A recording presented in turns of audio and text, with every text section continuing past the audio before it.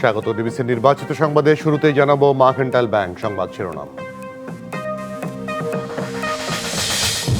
সচিবালয়, NBR, DSCC আর প্রাথমিকের সহকারী শিক্ষকদের আন্দোলনে স্বাভাবিক কার্যক্রম ব্যাহত, সাধারণের দুর্ভোগ।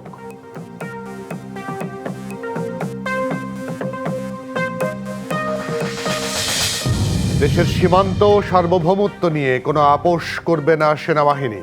কেএনএফের 30,000 পোশাক বানানোর বিষয়ে গুরুত্বের সঙ্গে দেখা হচ্ছে। মুভমেন্ট বা তাদের যে কর্মকাণ্ড উদ্বেগের, সেই প্রেক্ষাপটে 30,000 ইউনিফর্ম হঠাৎ করে একটা জায়গায় খুঁজে পাওয়া নিশ্চয়ই এটা উদ্বেগের বিষয়। আমরা বিষয়টি আমলে নিয়েছি।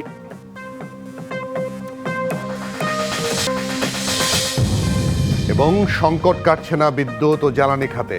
নভেম্বর থেকে এপ্রিলে আমদানি মূল্য পরিশোধে খরচ 768 কোটি টাকা। সুরক্ষা করে ঋণ প্রবাহ, ঋণের যে কিস্তি যত দ্রুত সম্ভব পরিশোধ করা। ঋণের বোঝা কিন্তু অনেকটা কমেছে।